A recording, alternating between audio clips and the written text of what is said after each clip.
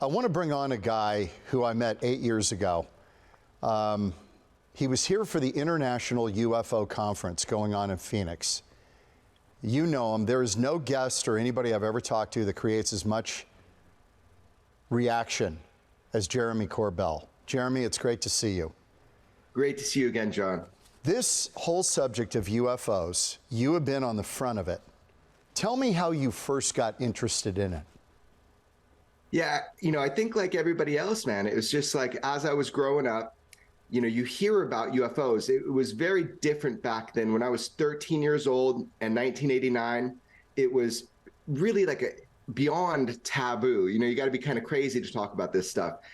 But I heard on the radio a guy named Bob Lazar and a guy named George Knapp. George Knapp is a reporter, and he has this guy, Bob Lazar, in silhouette. And he says, look, we have vehicles of unknown origin, flying saucers, and our government is reverse engineering them. And how they fly, it's not traditional propulsion. You don't push something out the back to go forward. They literally warp space and time with a gravitational propulsion system. It was a lot for a 13-year-old to hear, but it really sparked my imagination. I was thinking, well, look, if there are beings out in this vast universe, could they be coming here? And Bob Lazar really described, I didn't know if he was telling the truth, but he described a propulsion system that would allow for that, where distance and time no longer were relevant in the conversation of visitation. So I was like a young kid, and I thought, I really want to learn, is he telling the truth? And that kind of started me on this path of thought. But I didn't know George Knapp. I was not involved in journalism. I was a mixed martial athlete, and I just kind of went on with my life, but always kept an interest. And at some point, it was when I couldn't train martial athletics anymore. I got really ill, and I couldn't train it. And I had built all these schools around the world, and I just gave them away. And I decided I'm going to take a camera and ask people questions. And that camera became my passport into all of these questions, into all these worlds that normally I wouldn't be allowed in. I wasn't qualified. That's how I started. That is amazing, because that's the essence of what journalists are really supposed to do. Ask the questions and have an open mind and open heart and see what they've got. And let's hear it out. Let's hash it out. You talked about being kind of blown away with this propulsion idea. The analogy I make when people say, well, even if there's life out there, they can't visit us because there's no way, the distances are too great. And my answer to that is, what if you had told Magellan in 1500 when he was sailing the oceans, hey, this little journey that's taken you 3 years, someday you're going to climb in a metal tube with wings on it like a bird, and you'll be able to do it in hours. Would he have believed it? Right. And as you're saying that, I kind of get goosebumps, because if I remember correctly, in our first interview, I said something to the effect of, we're just at the point where we're saying, hey, look, there's probably intelligent life out there. But the question we really should be asking is, are they coming here? And I said that like maybe in like 10 years, we'll be having that conversation. And here we are 8 years later, and I feel like we're on the cusp of that. So to your point, it's like, of course, anything that is outside of our scope of understanding, it seems magical to us. But it doesn't mean that it is. It just means that we haven't gotten to that point of being able to replicate it or duplicate it. So if indeed UFOs are real, and if they are from somewhere else, and if they are somehow getting here from distances that baffle us, then there is just a technological answer to that. That's why I call it the UFO problem. I feel like there's a solution. Yes, I agree with that, because how do we know that these civilizations, if they're out there, and I think, most people now believe that there's intelligent life out there somewhere. There's life out there, and then intelligent life's a different question. But if they are advanced, let's say they're advanced beyond us by 1 billion years, what could they technically have that we can't even fathom? So I think we have to keep an open mind about this. Yeah, I mean, it behooves us to keep an open mind about it. Some would say that there is a lot of evidence that there is a technology that is in our skies that is far beyond anything that we have. And our military has admitted that much. Our government to date has admitted that much, that there are craft that do things that seem impossible to us with our basic understanding of physics, and we don't know who flies them. So this basic concept of us catching up, look, mathematicians, physicists, theoretical physicists, people for ages have said, we're a young solar system. We're in a huge, vast ocean of potentiality for life.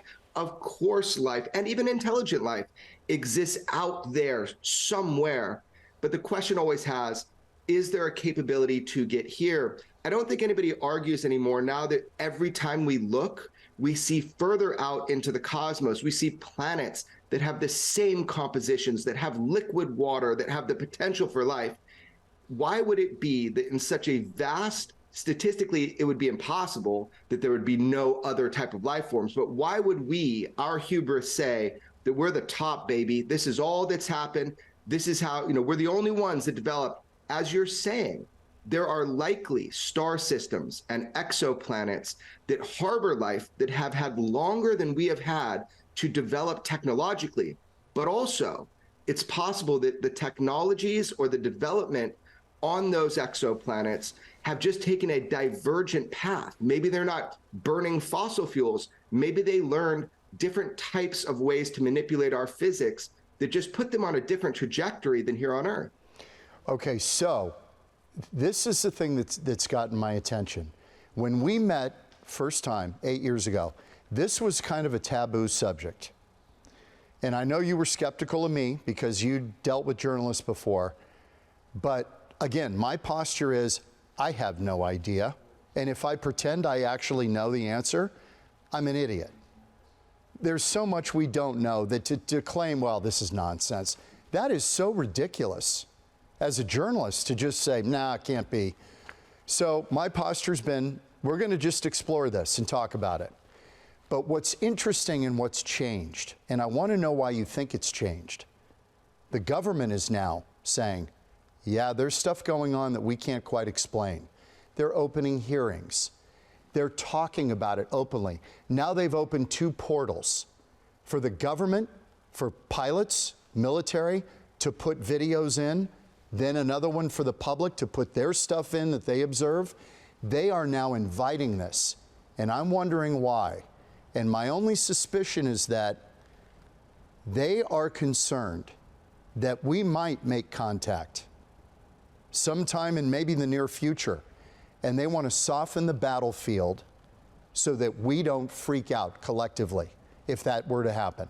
Is that possible? For sure, that's on the table, but let's kind of break down some of what you said, because there's a lot of skepticism of why is the government all of a sudden coming forward and being open about this topic, right? I will tell you from being on the inside, I mean, you saw me there at the last UFO hearing. We fought for every millimeter, every inch to have this out as public dialogue. This is not just the government opening the books on UFOs. That's not what's happening. It might appear that way from the outside.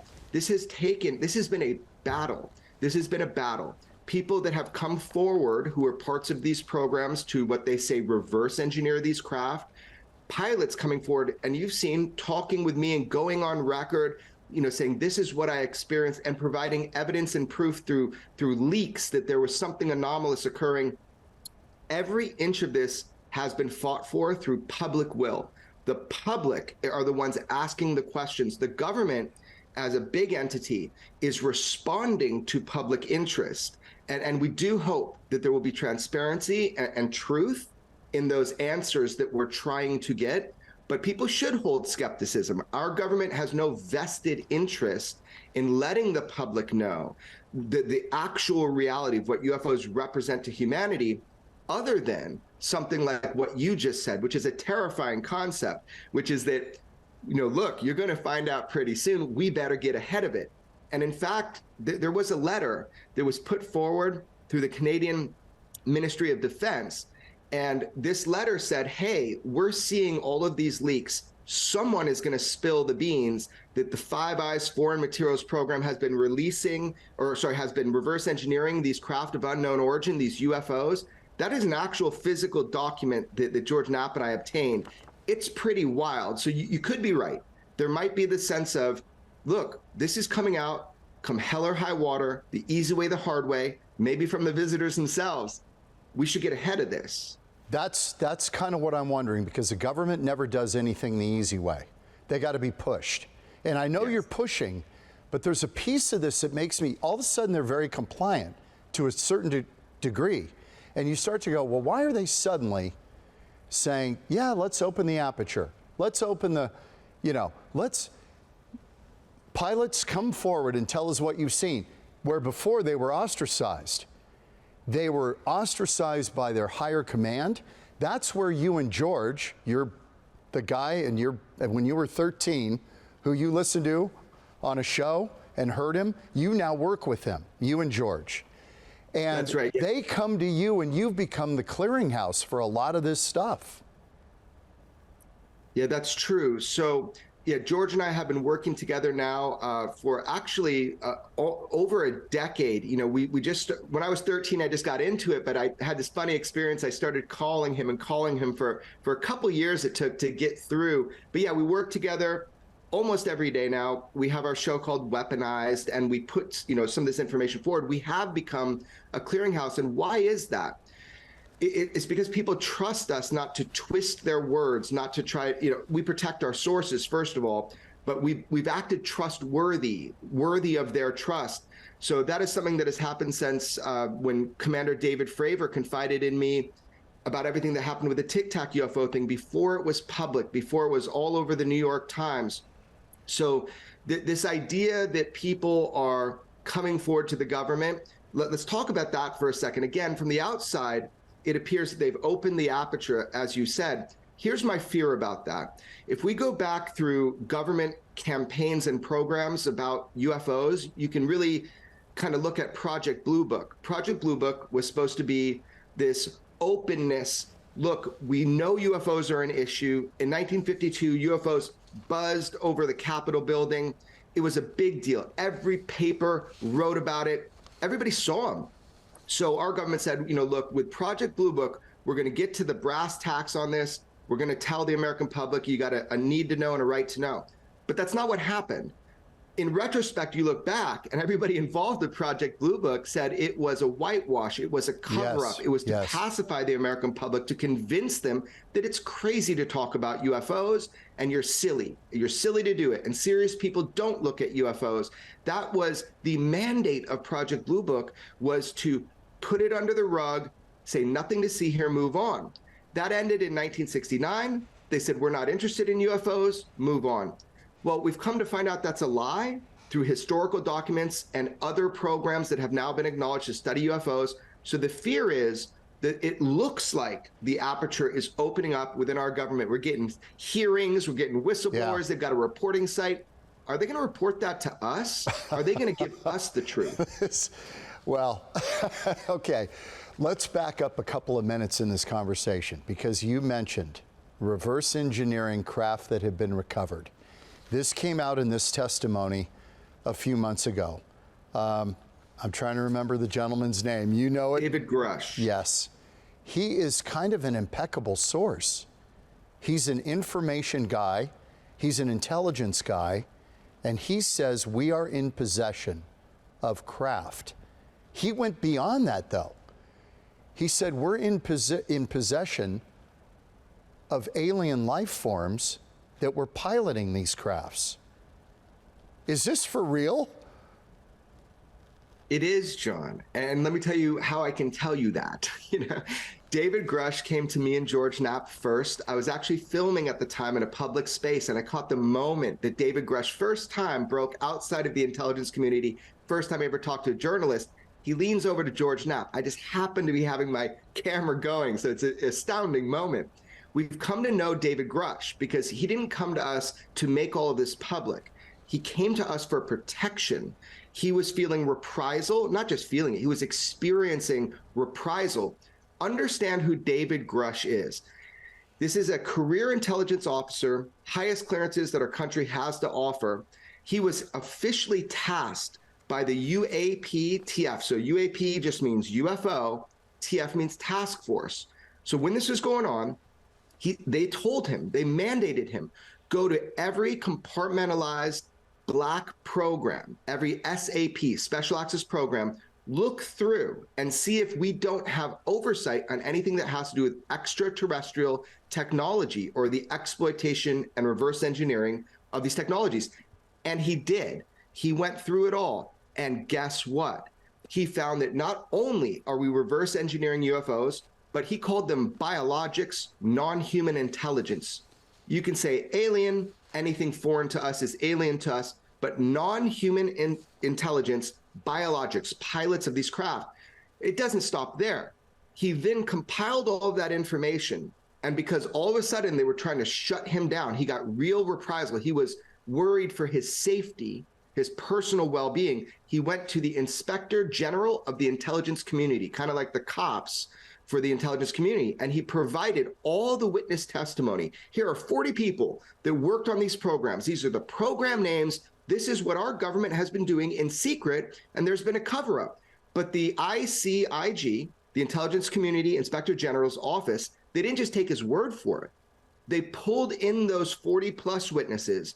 They took down under oath their testimony. They provided evidence and proof of everything we're talking about, and they're doing an investigation right now. That's who David Grush is. David Grush is a whistleblower.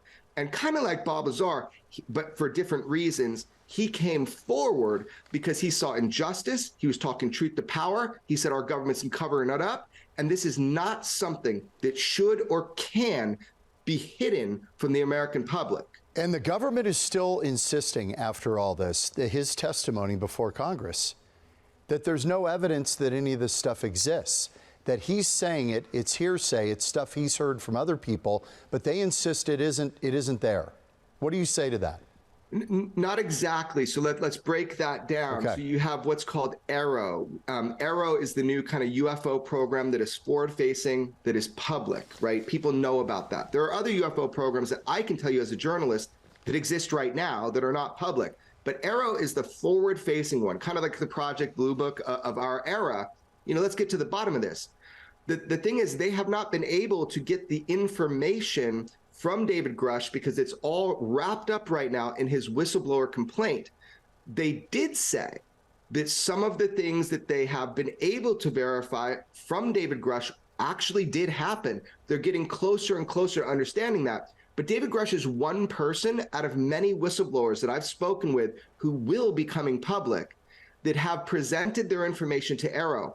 I don't know how Dr. Sean Kirkpatrick, the head of ARROW, could say that we have no credible evidence of any of this being extraterrestrial. Maybe, look, maybe he defines that word very specifically and differently. I think that's why we're calling them non-human intelligence now, just like we're calling UFOs UAP. But you can absolutely see a disconnect between the forward-facing words of our government representatives from ARROW, Dr. Sean Kirkpatrick, and also what I know that they have been told and what has been proven to them, because people come to me and ask, should I go to ARROW? Yeah, right. Okay, so somebody watching us chatting right now would say, Jeremy, do you know where this stuff is being kept? Where are these crafts? Where are the biologics?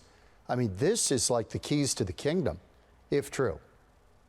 Yeah, well, I can speak on generally where these programs have been sequestered to, because this is public information. I've reported on this before. When sources tell you something, you protect that information until it goes through the right process, right, John? Like Yes. that information, specific locations, that's the job for our government to work with these whistleblowers. But what I can tell you is places like Lockheed Martin have received contracts in order to reverse engineer some of these downed or recovered non-human technology craft.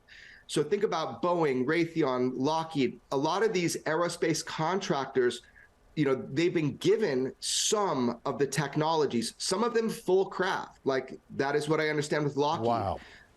So in that situation, you understand that we can't ask them, what do you got through Freedom of Information Act requests, because that is compartmentalized. It's their information. They're not the government. So that's the way this information is hidden. But to answer your question right on the nose, there's multiple locations where these technologies are being reverse engineered. One of the companies that have some of this technology, a craft, is Lockheed Martin. Oh my God. I mean, this This stuff is wild. Why are they not leaking like a sieve? Some of the engineers in Lockheed Martin saying, hey, the public needs to know this, I'm going to leak it. Well, there's two reasons. Well, I might argue that it is. You know, people are coming to me and providing George Knapp and I with information. That's how we get information out. But I would also say that with the compartmentalization of these projects, I can tell you something that is 100% accurate, which is that our government takes this UFO issue at a classification level higher than that of weapons of mass destruction. And I can explain to you why they consider this issue higher than weapons of mass destruction. But with that, you get this compartmentalized, what they call stovepiping of information, where not one person knows the totality of what they're working on. But I would argue that people this is leaking. Information is and has been coming out. Just a couple of weeks ago, John, I had the head of the DIA UFO program, a guy named Dr. Lakatsky. He's a rocket scientist. He came on my program and he made an admission that he was allowed to make through a DOPSR process, like an authorized disclosure, because he wrote a book about it. And what he told us is that our government has in its possession, he can confirm at least one UFO, and that we've been able to get on the inside of it, breach the hull of it. That's as far as he would go. But we're talking about the head of the DIA's UFO program called OSAP. That's the title of it. And he straight admitted it. He came on and officially explained that. So is it possible when you talk about stovepiping that some guy at Northrop Grumman or some other lab gets a piece of a metal that's given to him and say, I want you to look at this and tell me what this is. What is this stuff? He doesn't know what he's really looking at. Is that the kind of stovepiping we're talking about? 100%. I've got on record an individual that I had a recording with where he was working for a subcontractor out in Albuquerque, New Mexico. And back in 1972 or 1975, he was given a superconductor. And they weren't asking him to build another one just like that. They were asking him to reverse engineer it and understand how it worked. And he's looking at this thing. All he's shown is this one item, and he knows that we didn't make it because he's being asked to reverse engineer how it was made, how it powered everything. And he says, look, I know every superconductor company, whatever, if it was 1975, that makes anything like this. And it was so far beyond anything that he had seen. So you get stories like that of people that are shown a little piece and said, hey, can you help us with this? But they don't tell them the program names or the totality of what they're doing or where it came from. That kind of explains the stovepipe concept. Jeremy, we have a lot of sightings here in the U.S. Are these sightings happening worldwide, or do we just have better technology to detect? Why is the U.S. kind of the center of the universe on this? Yeah, it feels like the U.S. is the center of the universe on the UFO issue. And to some degree, that can be explained by other countries that have deferred to our knowledge and understanding and allowed us to actually retrieve some of these vehicles from other countries. So it is my understanding that it is a global phenomenon. Like, that is for sure. Sightings, encounters, military encounters. It happens all around the world. It's kind of ubiquitous, right? It's everywhere all the time, all at once. There is an increased frequency that is being seen with these encounters and documentation. That could be because our technology is just better. I mean, you saw that with the shoot down of the Chinese balloon, a little adjustment of the radar, and all of a sudden we have all these other objects that we're shooting at that we didn't see initially, right? So maybe our technology is getting better and our ability to document it. So it's no longer just like a pilot saying, I saw this, and it's not just a radar system backing that up. But now we have these integrated AI radar systems that all share that information. So on one hand, our technology is getting better for sure. On the other hand, it said there's an increased frequency, which goes along the lines with the military perspective. We better get ahead of this. We're seeing this increased frequency. Some people are afraid this is some sort of like prepping the battlefield, is what I've been told. Now, that's just a perspective. I don't buy into that perspective. If UFOs are so advanced, if they wanted to harm us, they would have harmed us a long time ago, overtly. But I think we're seeing both of that, the advancement of technology and the destigmatization, where now pilots can say, this is what I saw, this is what happened to me. So a lot of people will answer these kinds of questions and say, well, the stuff people are seeing flying in the sky is our black projects. Can you explain that a little bit? Because the first time I ever saw, I guess it's a B-2 bomber, that's the Batwing, right?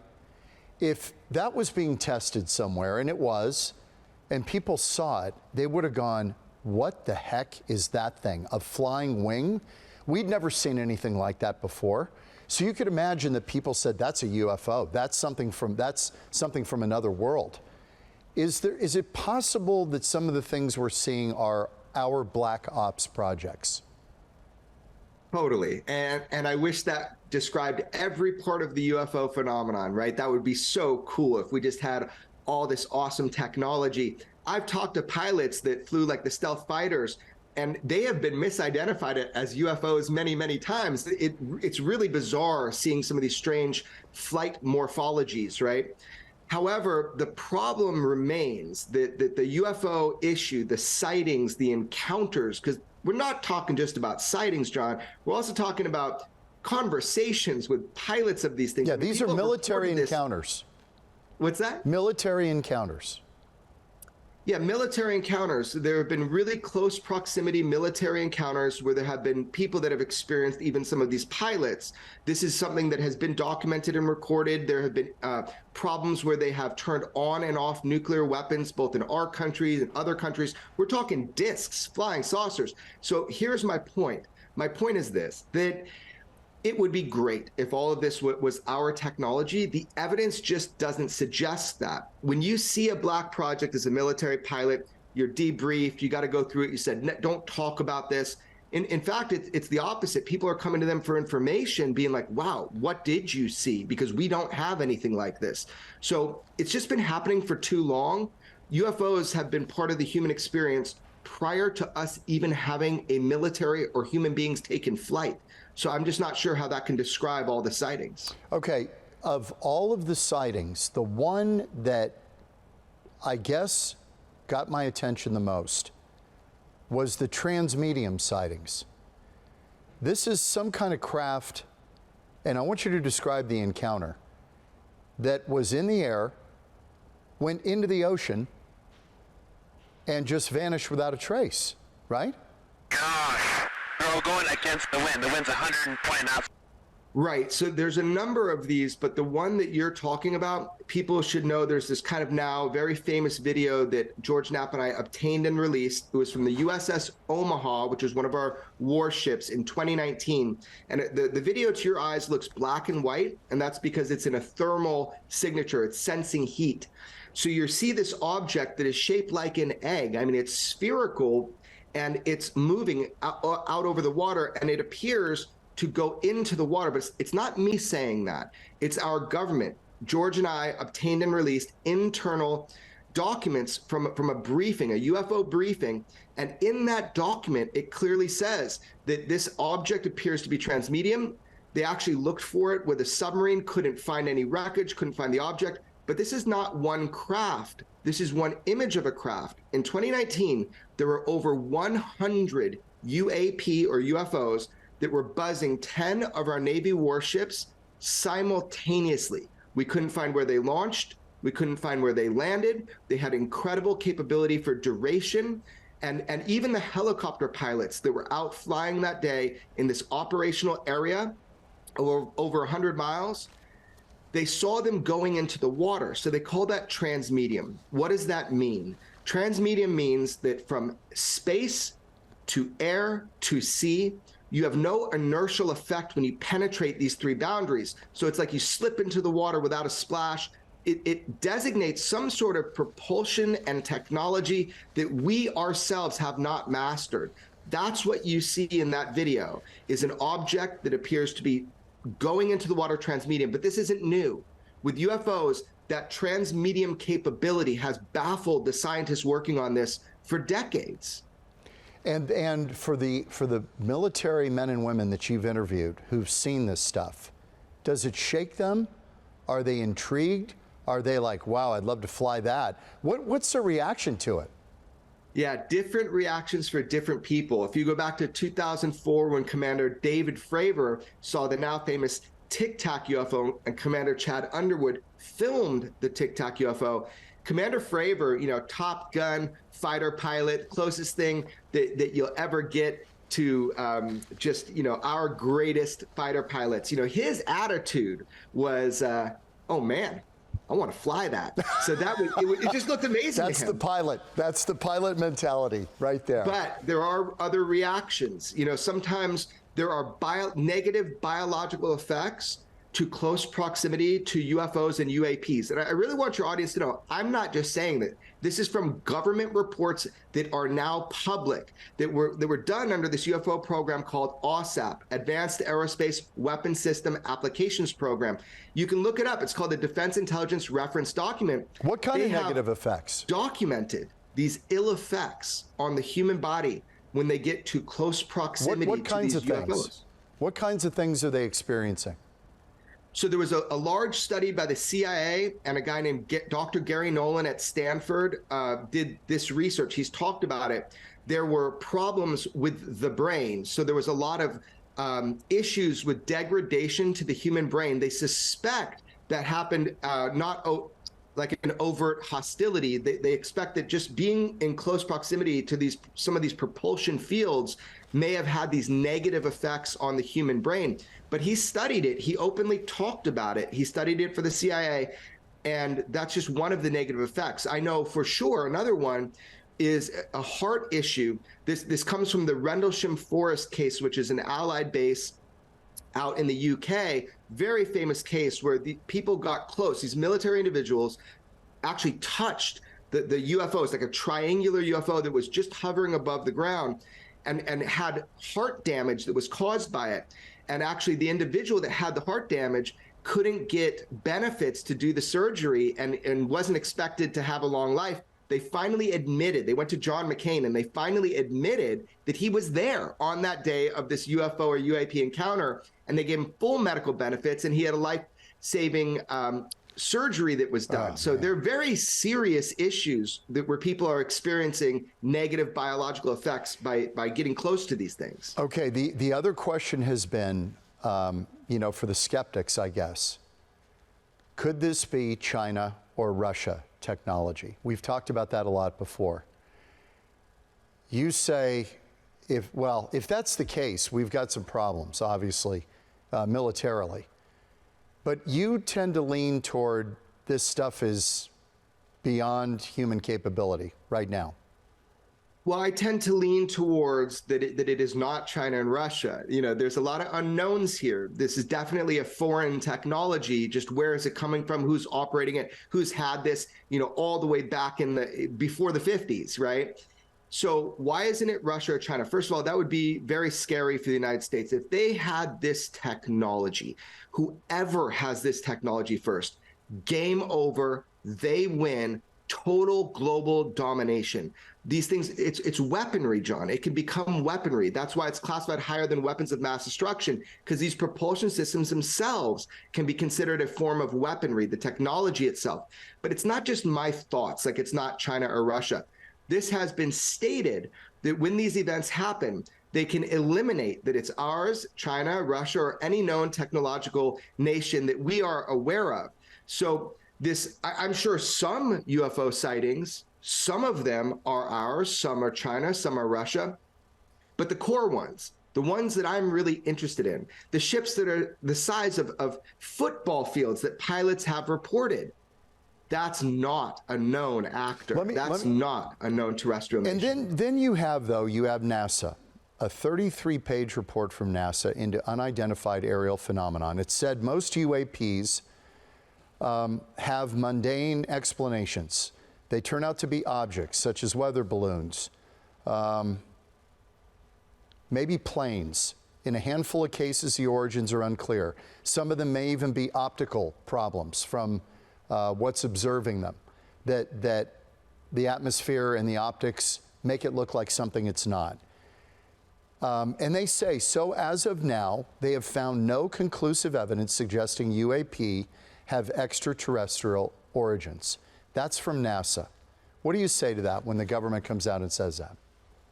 Yeah, I mean, so NASA doesn't represent the whole of government. NASA's NASA. But when they say that, it's obvious and correct. Of course, there's misidentifications of objects in the sky. We call them UFO until they become resolved.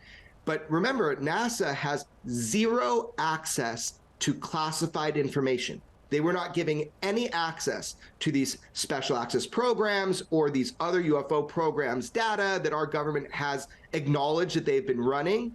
So it's kind of like we've been doing this. The public has been doing this for a long time without NASA. Thank you for telling us what it is that we already knew. What we're interested in are all the things that we don't know, the bona fide UFO information, a lot of which is classified. And so NASA might be kind of because it's got kind of this glistening image, it can be a nice cover. It can be a nice cover story. NASA says that, well, that's it. That's the end of it. But they don't know everything, is what you're saying. No, they got smart people at NASA with goodwill and good intent, but they're not having the source data that they need. They're just not. They don't have any access to anything classified. What do you think our satellites, when we're using our satellites, we have great satellite imagery, apparently, of UAP and UFOs. Like, they don't give that to NASA. NASA does not have access to those classified platforms. They're just not going to have as much information. What you're saying is, well, it's nice, satisfy the public. NASA says nothing to see here. Man, if that's what's going on, that's really tragic to human understanding of what the UFO problem is. I do fear that these public-facing government programs, this interest from the public on UFOs, this great reporting, such as in the New York Times in 2017, that it sparked so much interest, that the mechanisms of government are being created to dissuade interest in this true mystifying topic. I do fear that that's what we're going to see, is a repeat of Project Blue Book. But that's why independent journalists, such as yourself, George Knapp, me, everybody within our networks or our ability, we're going to get to the bottom of this come hell or high water. Do you think that's coming sooner rather than later? Do you think we're reaching kind of critical mass on this subject? Well, definitely consensus reality is starting to match up with actual reality when it comes to what the issues are with the observations of UFOs. So I am hopeful because we're seeing media now. You can report on this. People can report on this. Before it wasn't cool. It wasn't okay. It was stigmatized.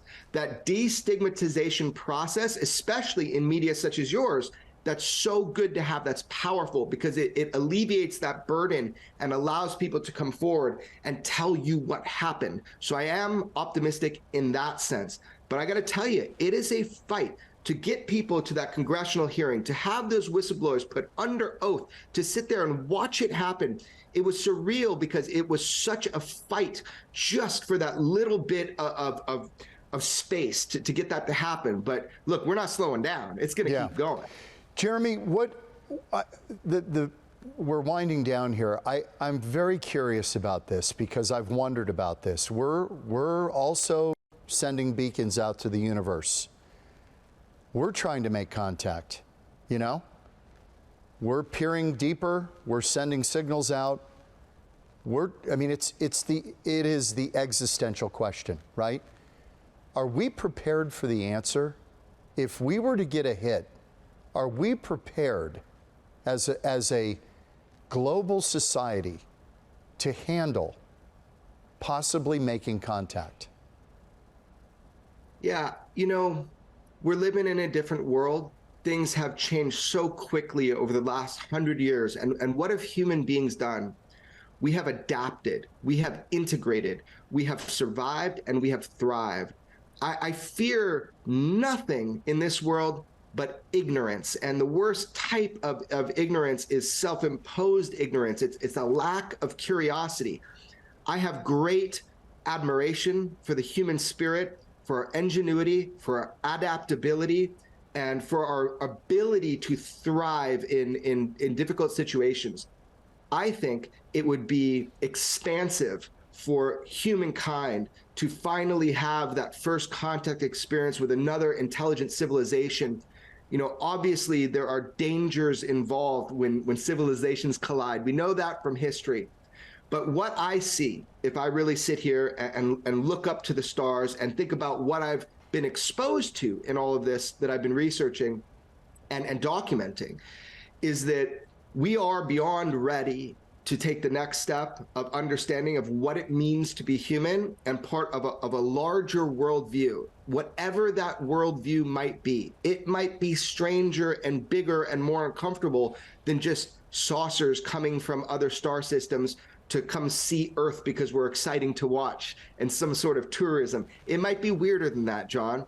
But ultimately, I have great hope in humankind. I am a human myself. I believe in our ability and to adapt. And I think it's coming in one way or the other. We're going to be living in a different understanding of our place in the universe. I do hope so. Selfishly, as a journalist, I want it to happen while I'm around. Do you think that's likely that we might get an answer? Inch by inch, life's a cinch. Yard by yard, life is hard. It's like we just have to look at what's right in front of us. I do hope so, John. I mean, imagine George Knapp wants answers. He's been on this beat for so long. You want answers. I want answers. I am optimistic that we are going to learn a lot more tomorrow than we knew today. There's nothing that seems to be slowing down this train of transparency about UFOs. And I have to be optimistic about it. And I'm going to fight for it. I'm going to keep fighting for it. And I'm going to work hard to try to penetrate that that darkness, what I mean, and try to see what's in there. Can you believe where we've come in 8 years since we first met? This is a completely different. Really. This is a completely different conversation than we had the first time. Not My entirely, gosh, you're right. But we know a lot more in 8 years than we knew the first time we met. At least we have bigger questions now. We have more informed questions. That's what I see. If I look back at that footage 8 years ago, and I was saying, the real question, maybe we're asking the wrong questions. The real question is, are they coming here? Well, now we're being told that they, whoever they are. So I don't even know what the next question is. I am surprised how far we've gotten, but all I've got is bigger questions. Jeremy Corbell, I can't think of a better person to spend an hour or so with. I appreciate you, John. You've been really great. You've treated this like a news story when others were afraid to. So thank you so much. It's my pleasure, my friend. I appreciate it. Jeremy Corbell. Thanks, buddy. Thanks, man. Good to see you.